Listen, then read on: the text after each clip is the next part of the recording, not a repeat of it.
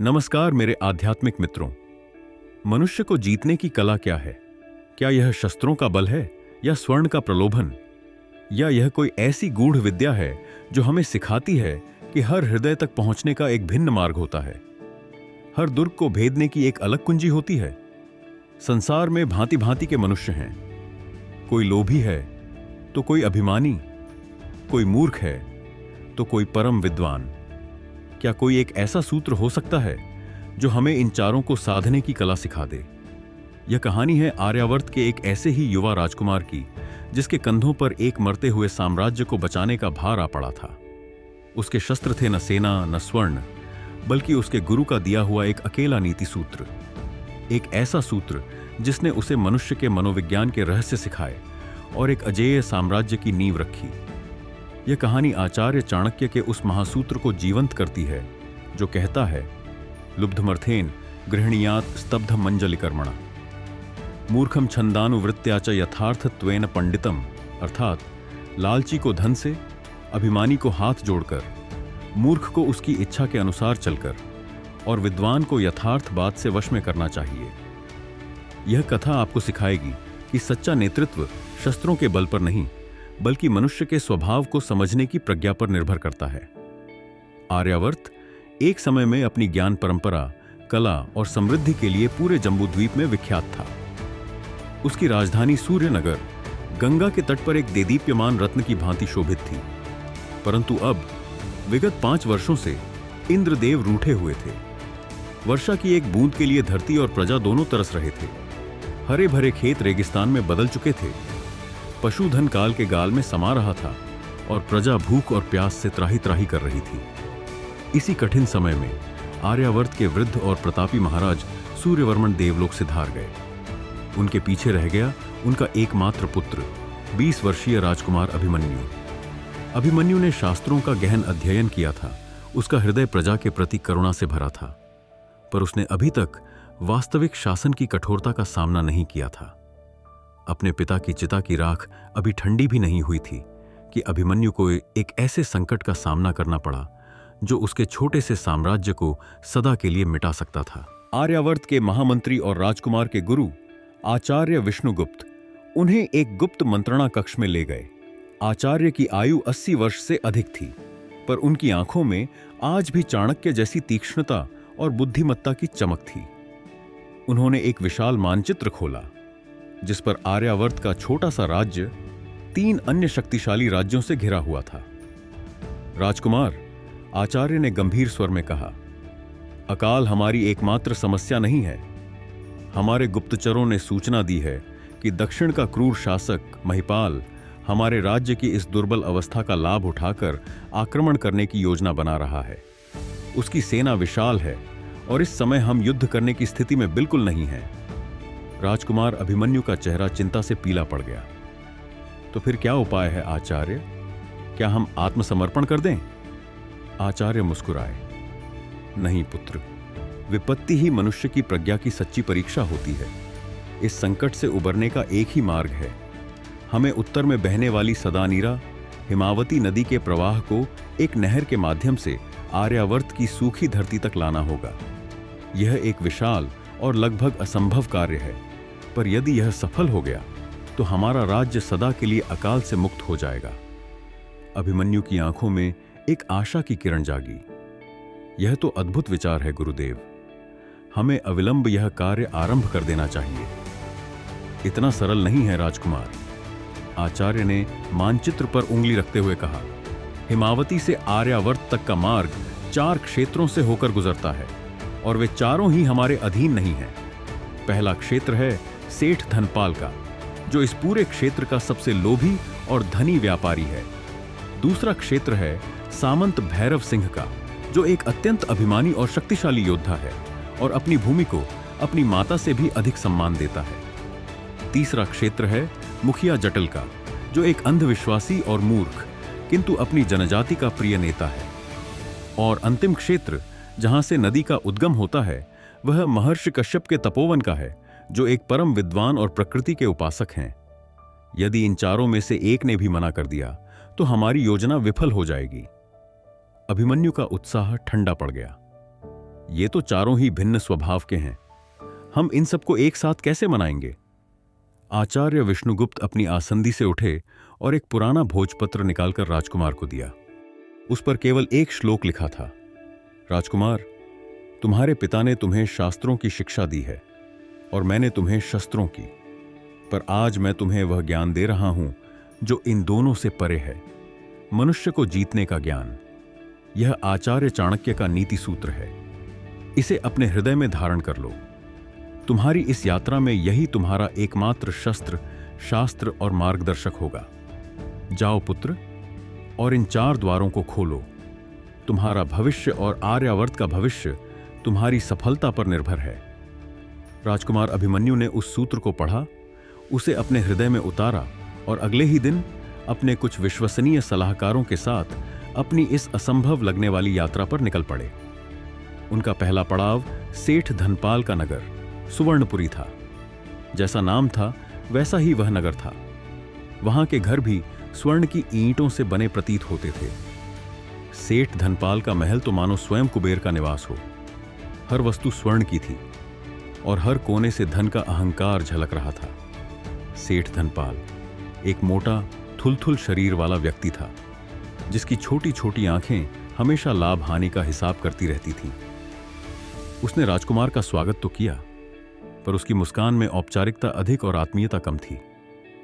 कहिए राजकुमार, धनपाल ने अपने स्वर्ण सिंहासन पर बैठते हुए कहा, आपके राज्य की दुर्दशा के समाचार हमें मिले हैं। बहुत दुख हुआ। हम आपके लिए क्या कर सकते हैं?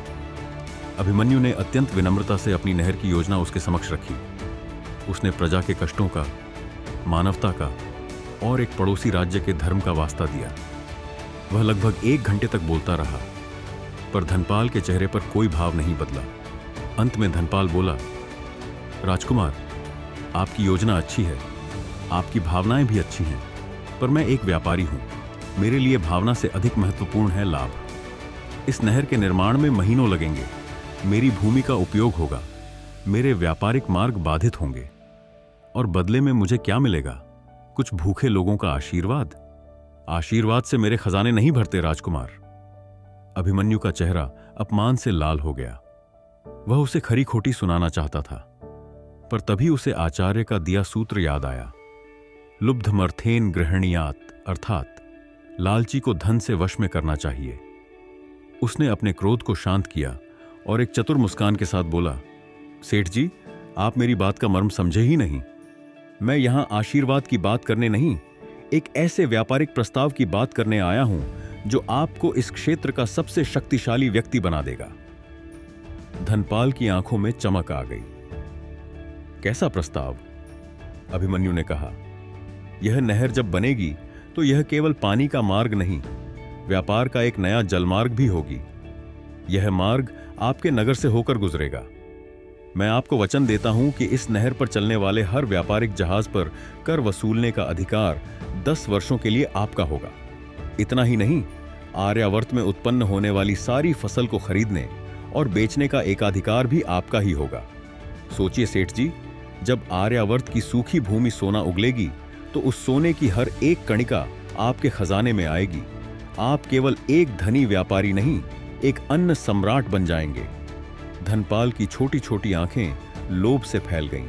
वह मन ही मन हिसाब करने लगा। उसे भविष्य में होने वाला असीम लाभ स्पष्ट दिखाई दे रहा था। उसका हृदय आनंद से भर गया। वह अपनी आसंदी से उठा और अभिमन्यु को गले लगा लिया। राजकुमार, आप तो केवल धर्मपरायण ही नहीं, परम बुद्धिमान भी हैं। मैं आपकी इस योजना में आपके साथ हूं। बताइए, कब कार्य आरंभ करना है? पहला और सबसे कठिन द्वार खुल चुका था। अभिमन्यु ने सीखा कि लोभी व्यक्ति के लिए धर्म और मानवता के तर्क व्यर्थ होते हैं। उसे केवल लाभ की भाषा समझ में आती है। सुवर्णपुरी से निकलकर अभिमन्यु का कारवां सामंत भैरव सिंह के गढ़ वज्रगढ़ की ओर बढ़ा। यह क्षेत्र पथरीला और दुर्गम था। भैरव सिंह का किला एक ऊंची पहाड़ी पर बना था, जो किसी बाज की तरह पूरे क्षेत्र पर नजर रखता था। भैरव सिंह एक महान योद्धा था, जिसके पूर्वज कभी स्वतंत्र राजा हुआ करते थे। उसे अपनी वंशावली और अपनी सैन्य शक्ति पर बहुत अभिमन्यु था। जैसे ही अभिमन्यु का शाही ध्वज वज्रगढ़ की सीमा में पहुंचा, भैरव सिंह के सैनिकों ने उनका मार्ग रोक लिया। एक सेनापति ने आकर रूखे स्वर में कहा, सामंत जी आपसे मिलना नहीं चाहते, आप वापस लौट जाएं। अभिमन्यु के सलाहकारों ने इसे अपना अपमान समझा। एक सामंत की इतनी हिम्मत कि वह आर्यावर्त के राजकुमार को लौटा दे, हमें बल प्रयोग करना चाहिए। पर अभिमन्यु के मस्तिष्क में आचार्य का सूत्र गूंज रहा था, स्तब्ध मंजलि कर्मणा, अर्थात अभिमानी को हाथ जोड़कर वश में करना चाहिए। वह अपने रथ से उतरा, अपने सिर से राजसी मुकुट उतारा और अपने सभी सलाहकारों को पीछे छोड़कर अकेला पैदल ही किले की ओर चल पड़ा। उसने अपने हाथ जोड़े हुए थे। यह देखकर भैरव सिंह के सैनिक हैरान रह गए। जब अभिमन्यु किले के द्वार पर पहुंचा तो उसने द्वारपाल से कहा, अपने स्वामी से कहो कि आर्यावर्त का राजकुमार नहीं बल्कि एक याचक अभिमन्यु उनसे सहायता मांगने आया है। यह संदेश जब भैरव सिंह तक पहुंचा तो वह भी आश्चर्यचकित रह गया। जिस राजकुमार से वह अपने अपमान की अपेक्षा कर रहा था, वह एक याचक की भांति द्वार पर खड़ा था। उसका अहंकार संतुष्ट हुआ। उसने अभिमन्यु को भीतर आने की अनुमति दी। भैरव सिंह अपनी विशाल राजसभा में अपने पूर्वजों के शस्त्रों से सजी दीवारों के बीच एक ऊंचे सिंहासन पर बैठा था। उसका चेहरा गर्व से तना हुआ था। अभिमन्यु ने सिर झुकाकर हाथ जोड़कर कहा, हे वीर शिरोमणि सामंत भैरव सिंह जी, मैं आपकी वीरता और आपके वंश के गौरव की गाथाएं सुनकर बड़ा हुआ हूं। आज आर्यावर्त पर एक संकट आया है और इस संकट में हमें शस्त्रों की नहीं बल्कि आपके जैसे एक महान और अनुभवी नेता के मार्गदर्शन की आवश्यकता है। भैरव सिंह के चेहरे के भाव थोड़े नरम पड़े। कैसा मार्गदर्शन राजकुमार? अभिमन्यु ने कहा, हम एक नहर का निर्माण कर रहे हैं। यह कार्य अत्यंत कठिन और खतरों से भरा है। इसे पूरा करने के लिए हमें केवल कुशल कारीगर ही नहीं बल्कि एक ऐसे कुशल सेनापति की भी आवश्यकता है जो इस पूरी परियोजना को सुरक्षा प्रदान कर सके और अपनी देखरेख में इसे पूरा करवा सके। पूरे आर्यावर्त में आपसे अधिक योग्य और अनुभवी कोई नहीं है। मैं आपसे यह निवेदन करने आया हूं कि आप इस जीवन यज्ञ के प्रमुख संरक्षक बने और इसका नेतृत्व स्वीकार करें। यह नहर जब बनेगी तो इतिहास में यह आपके नाम से जानी जाएगी, भैरव सरिता। भैरव सिंह का सीना गर्व से फूल गया। एक राजकुमार जो उसे आदेश दे सकता था, वह उससे नेतृत्व की भीख मांग रहा था। उसकी वीरता और वंश को सम्मान दिया जा रहा था। उसका अहंकार पूरी तरह से तृप्त हो चुका था। उसने अपनी तलवार की मूठ पर हाथ रखते हुए कहा, राजकुमार, आपने हम पर बहुत बड़ा उत्तरदायित्व सौंपा है। हम आपको वचन देते हैं कि जब तक यह नहर पूरी नहीं हो जाती, हमारी तलवार म्यान में नहीं जाएगी। वज्रगढ़ का हर एक सैनिक इस महान कार्य में अपना रक्त पसीना बहा देगा। दूसरा, अभिमानी द्वार भी खुल गया था। अभिमन्यु ने सीखा कि अभिमानी व्यक्ति को तर्क या धन से नहीं बल्कि सम्मान और विनम्रता से जीता जा सकता है। उसके अहंकार को संतुष्ट करना ही उसे वश में करने का एकमात्र मार्ग है। 2 सफलताओं से उत्साहित पर आने वाली चुनौती से अनभिज्ञ अभिमन्यु अब तीसरे और सबसे विचित्र द्वार की ओर बढ़ रहा था। 2 द्वारों को अपनी प्रज्ञा से खोलने के बाद राजकुमार अभिमन्यु का आत्मविश्वास बढ़ा हुआ था, पर उनकी अगली चुनौती पूरी तरह से भिन्न थी। उनका कारवां अब वनराज जनजाति के घने जंगलों में प्रवेश कर रहा था। यह एक आदिम और रहस्यमयी क्षेत्र था, जहां आधुनिक राज्यों के नियम कानून नहीं बल्कि प्रकृति और परंपरा का शासन चलता था। इस जनजाति के मुखिया थे जटिल, एक हठी, बलशाली पर अत्यंत अंधविश्वासी व्यक्ति। वे बाहरी दुनिया के लोगों पर संदेह करते थे और अपनी परंपराओं को किसी भी मूल्य पर छोड़ने को तैयार नहीं थे। जब अभिमन्यु का दल उनके गांव पहुंचा तो उनका स्वागत तीरों से सजे धनुषों से हुआ। मुखिया जटिल, जिसका शरीर पशु चर्म से ढका था और चेहरे पर जंगली रंगों के चित्र बने थे, गरज कर बोला, बाहरी दुनिया के लोगों का हमारे पवित्र जंगल में कोई काम नहीं, लौट जाओ, अन्यथा हमारी वनदेवी तुम्हें दंड देंगी। अभिमन्यु ने शांति से आगे बढ़कर अपनी योजना के बारे में बताने का प्रयास किया। उसने समझाया कि नहर से उनके जंगल को कोई हानि नहीं होगी, बल्कि उन्हें भी जल का स्रोत मिलेगा। यह सुनते ही जटिल और भड़क गया। मूर्ख युवक, तुम हमारी जीवनदायिनी, हमारी माता हिमावती नदी का मार्ग बदलने का दुस्साहस करोगे? देवी क्रोधित हो जाएंगी, हमारा जंगल सूख जाएगा, हमारे पशु मर जाएंगे। हमारा शमन गुरु घंटाल पहले ही भविष्यवाणी कर चुका है कि बाहरी दुनिया से एक संकट आएगा। गुरु घंटाल एक धूर्त और चालाक व्यक्ति, जिसकी आंखों में लोभ की चमक थी, आगे आया।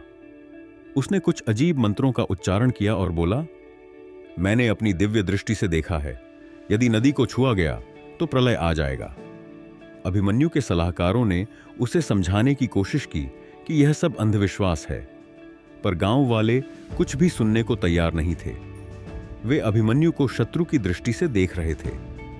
अभिमन्यु समझ गया कि यहां तर्क और विज्ञान की भाषा व्यर्थ है। उसके सामने एक ऐसा व्यक्ति था जो तथ्यों से नहीं, अपनी धारणाओं और भय से चलता था। तभी उसे आचार्य का तीसरा निर्देश याद आया, मूर्खम छंदानुवृत्त्या, अर्थात मूर्ख को उसकी इच्छा के अनुसार चलकर वश में करना चाहिए। यहां मूर्ख का अर्थ बुद्धिहीन नहीं, बल्कि वह व्यक्ति था जो तर्क के बजाय अपनी हठ और धारणाओं पर चलता है। अभिमन्यु ने तुरंत अपनी रणनीति बदली। वह मुखिया जटिल के पैरों में बैठ गया और हाथ जोड़कर बोला, हे महान मुखिया, हे वनपुत्र, मैं अज्ञानी था। मैं समझ ही नहीं पाया कि आप देवी हिमावती के कितने बड़े भक्त हैं। मैं तो केवल एक तुच्छ राजकुमार हूं, पर आप तो स्वयं देवी की संतान हैं। यह सुनकर जटिल का अहंकार संतुष्ट हुआ। उसके चेहरे के भाव थोड़े नरम पड़े। अभिमन्यु ने आगे कहा, मैं देवी का मार्ग बदलने नहीं आया हूं, मैं तो उनकी महिमा को और बढ़ाने आया हूं। देवी अभी केवल आप पर कृपा करती हैं, पर वे तो करुणा की सागर हैं। वे मेरे सूखे राज्य की प्यासी प्रजा पर भी कृपा करना चाहती हैं। यह नहर उनका मार्ग बदलना नहीं, बल्कि उनकी करुणा का विस्तार करना है। हम देवी को बंदी नहीं बना रहे, हम तो उनके लिए एक नया सुंदर मार्ग बना रहे हैं, ताकि वे अपनी इच्छा से मेरे लोगों को भी आशीर्वाद दे सकें। यह सुनकर जटिल सोच में पड़ गया। गुरु घंटाल ने बीच में टोकते हुए कहा, पर हमें कैसे पता चलेगा कि देवी स्वयं यह चाहती हैं? अभिमन्यु अब पूरी तरह से अपनी भूमिका में आ चुका था। उसने कहा, गुरु घंटाल तो स्वयं महाज्ञानी हैं, वे देवी से बात कर सकते हैं। हम कल पूर्णिमा की रात को नदी के तट पर एक महायज्ञ का आयोजन करेंगे। आप स्वयं देवी से पूछकर हमें बताएं कि क्या वे अपनी करुणा का विस्तार करने के लिए सहमत हैं। यह एक बहुत बड़ा दांव था, पर अभिमन्यु जानता था कि घंटाल जैसे धूर्त व्यक्ति को सीधे चुनौती नहीं दी जा सकती। उसे उसी के खेल में हराना होगा। उसने अपने एक गुप्तचर को चुपके से गुरु घंटाल के पास भेजा। गुप्तचर ने घंटाल को एकांत में 100 स्वर्ण मुद्राओं की एक थैली भेंट की और कहा, राजकुमार आपकी दिव्य शक्तियों से बहुत प्रभावित हैं। यदि कल यज्ञ में देवी की सहमति मिल जाती है तो ऐसी ही 10 और थैलियां आपकी सेवा में प्रस्तुत की जाएंगी। राजकुमार यह भी सुनिश्चित करेंगे कि नहर के किनारे बनने वाले हर नए गांव में आपका एक भव्य मंदिर हो। गुरु घंटाल की आंखों में लोभ की चमक दौड़ गई। उसे मंदिर और स्वर्ण का भविष्य स्पष्ट दिखाई देने लगा। अगली रात नदी के तट पर भव्य यज्ञ का आयोजन हुआ। पूरा गांव इकट्ठा था। गुरु घंटाल ने आग में घी डालते हुए घंटों तक मंत्रों का जाप किया और फिर आंखें बंद करके ध्यान में चला गया। कुछ देर बाद उसने अपनी आंखें खोलीं और कांपती हुई आवाज में घोषणा की, महामाया, मैंने स्वयं देवी की वाणी सुनी है। वे प्रसन्न हैं। वे अपनी प्यासी संतानों तक पहुंचने के लिए आतुर हैं। उन्होंने इस राजकुमार को अपना दूत बनाकर भेजा है। यह नहर अवश्य बनेगी। यह देवी का आदेश है। पूरे गांव में जय जयकार होने लगी। मुखिया जटिल ने आगे बढ़कर अभिमन्यु को गले लगा लिया और अपनी जनजाति के हर एक व्यक्ति को नहर के निर्माण में सहयोग देने का वचन दिया। तीसरा और सबसे विचित्र द्वार भी खुल चुका था। अभिमन्यु ने सीखा कि जो व्यक्ति तर्क से परे अपनी धारणाओं में जीता है, उसे तर्क से नहीं जीता जा सकता। उसे उसी की दुनिया में जाकर उसकी इच्छाओं और विश्वासों का सम्मान करते हुए सही मार्ग पर लाना पड़ता है। अब अभिमन्यु अपनी यात्रा के अंतिम चरण पर था। वह महर्षि कश्यप के तपोवन की ओर बढ़ रहा था। यह स्थान सांसारिक कोलाहल से बहुत दूर हिमालय की गोद में स्थित था। महर्षि कश्यप एक आत्मज्ञानी ऋषि थे, जिन्हें न धन का लोभ था, न सम्मान का अभिमान, और न ही वे किसी अंधविश्वास में जीते थे। वे केवल एक ही भाषा समझते थे, सत्य की। जब अभिमन्यु आश्रम पहुंचा तो उसने अपने सभी राजसी चिन्ह उतार दिए और एक साधारण जिज्ञासु की भांति भीतर प्रवेश किया। महर्षि कश्यप एक वृक्ष के नीचे ध्यानस्थ बैठे थे। उनके चेहरे पर सूर्य के समान तेज और चंद्रमा के समान शांति थी। अभिमन्यु ने उनके चरणों में प्रणाम किया और धैर्यपूर्वक उनके ध्यान से बाहर आने की प्रतीक्षा करने लगा। कई घंटों के बाद जब महर्षि ने आंखें खोलीं तो उन्होंने अभिमन्यु को देखा। उनकी आंखें इतनी पारदर्शी थीं कि वे अभिमन्यु के हृदय के भीतर तक देख सकती थीं। कहो राजकुमार, महर्षि ने शांत स्वर में कहा, तुम्हारे मन में एक बड़ी योजना है और एक बड़ा संशय भी। अभिमन्यु को अब आचार्य का अंतिम सूत्र याद आया, यथार्थ त्वेन पंडितम, अर्थात विद्वान को यथार्थ यानी सत्य बात से वश में करना चाहिए। वह जानता था कि यहां कोई भी चालाकी, कोई भी प्रलोभन या कोई भी अतिशयोक्ति काम नहीं आएगी। उसने हाथ जोड़कर कहा, हे महर्षि, मैं आपसे कुछ भी छिपाऊंगा नहीं। मेरा राज्य अकाल से मर रहा है, मेरी प्रजा के प्राण संकट में हैं। मैं हिमावती नदी के जल को एक नहर के माध्यम से अपने राज्य तक ले जाना चाहता हूं। मैं जानता हूं कि यह प्रकृति के कार्य में एक हस्तक्षेप है। मैं यह भी जानता हूं कि इस निर्माण से यहां के पर्यावरण पर प्रभाव पड़ सकता है। मैं सेठ धनपाल को लाभ का, सामंत भैरव सिंह को सम्मान का और मुखिया जटल को अंधविश्वास का सहारा लेकर मना चुका हूं। मेरे उद्देश्य पवित्र हो सकते हैं, पर मेरे मार्ग पूरी तरह से शुद्ध नहीं रहे हैं। उसने बिना किसी लाग लपेट के पूरी सच्चाई, अपनी विवशता और अपने मन के द्वंद्व को महर्षि के समक्ष रख दिया। महर्षि कश्यप उसकी ईमानदारी से प्रभावित हुए। उन्होंने कहा, राजकुमार, सत्य कहने का साहस बहुत कम लोगों में होता है, पर केवल उद्देश्य की पवित्रता ही कर्म को धर्म नहीं बनाती। बताओ, तुमने इस योजना के पर्यावरणीय प्रभावों के बारे में क्या सोचा है? कितने वृक्ष काटे जाएंगे? यहां रहने वाले वन्य जीवों का क्या होगा? क्या तुम एक जीवन को बचाने के लिए दूसरे जीवन को नष्ट करोगे? यह एक ऐसा प्रश्न था जिसके लिए अभिमन्यु तैयार था। उसने शास्त्रों का नहीं, बल्कि अपने द्वारा किए गए गहन अध्ययन का सहारा लिया। उसने अपने सलाहकारों द्वारा बनाए गए मानचित्र और योजनाएं निकाली। हे मुनिवर, उसने कहा, हमने नहर का मार्ग इस तरह से चुना है कि कम से कम वृक्षों को काटना पड़े। जितने वृक्ष काटे जाएंगे, हम वचन देते हैं कि उससे 10 गुना अधिक वृक्ष नहर के दोनों किनारों पर लगाएंगे। हमने वन्य जीवों के लिए नहर के ऊपर और नीचे से विशेष गलियारे बनाने की योजना बनाई है, ताकि उनका आवागमन बाधित न हो। हम यह भी सुनिश्चित करेंगे कि नदी का केवल 1/4 जल ही नहर में जाए, ताकि यहां की पारिस्थितिकी पर कोई प्रभाव न पड़े। हमारा उद्देश्य प्रकृति पर विजय पाना नहीं, बल्कि प्रकृति से प्रार्थना करके उसका एक छोटा सा अंश अपनी प्यासी प्रजा के लिए ले जाना है। वह घंटों तक अपनी योजना के यथार्थ और व्यावहारिक पहलुओं को समझाता रहा। उसने कोई भी बात बढ़ चढ़ाकर नहीं कही, न ही कोई झूठा वादा किया। महर्षि कश्यप ने सब कुछ धैर्यपूर्वक सुना। वे अभिमन्यु की तैयारी, उसकी ईमानदारी और उसकी सत्यनिष्ठा से परम प्रसन्न हुए। उन्होंने अंत में कहा, राजकुमार, तुमने मुझसे सत्य कहा और सत्य ही ईश्वर का स्वरूप है। तुमने प्रकृति का सम्मान करने की योजना बनाई है।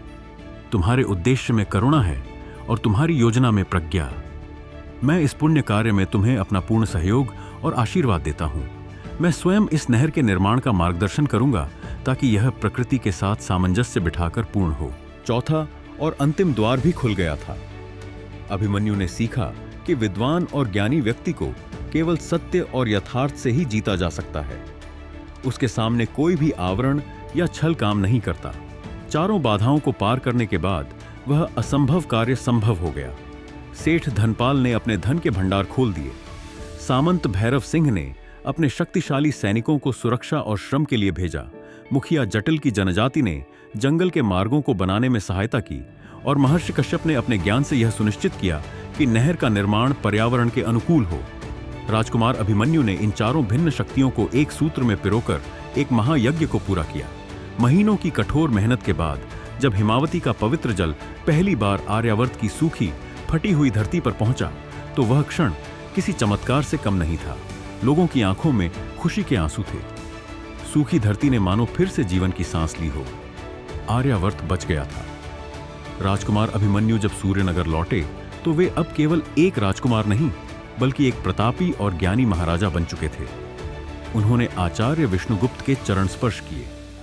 आचार्य ने मुस्कुराते हुए कहा, पुत्र, आज तुमने शासन की सबसे बड़ी कला सीख ली है। मेरे आध्यात्मिक मित्रों, राजकुमार अभिमन्यु की यह कहानी हमें आचार्य चाणक्य के उस महान सूत्र का व्यावहारिक ज्ञान देती है।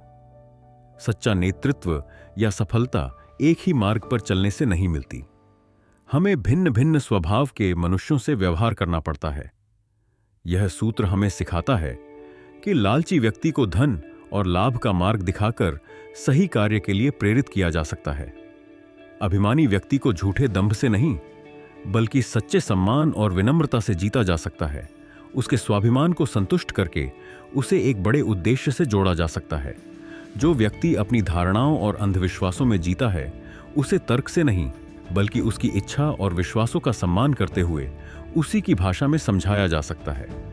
और जो विद्वान और सत्यनिष्ठ है, उसके सामने कोई भी छल कपट काम नहीं आता। उसे केवल यथार्थ और सत्य के मार्ग से ही जीता जा सकता है। यह सूत्र हमें बताता है कि शक्ति का अर्थ केवल बल प्रयोग नहीं बल्कि मनुष्य के स्वभाव को समझने और उसके अनुसार अपनी रणनीति बनाने की बुद्धिमत्ता है। यही प्रज्ञा, यही बुद्धिमत्ता एक व्यक्ति को एक साधारण राजकुमार से एक महान महाराजा बनाती है। कहानी पसंद आई तो एक लाइक तो बनता है। कमेंट करके बताइए इस कहानी से आपने क्या सीखा। चैनल को सब्सक्राइब कर लीजिए ताकि आपसे कोई भी प्राचीन और अद्भुत कहानी छूट न जाए। हम आपके लिए ऐसी प्रेरणादायक कहानियां लाते रहेंगे। धन्यवाद। आपका प्रेरक साथी वेदार्श।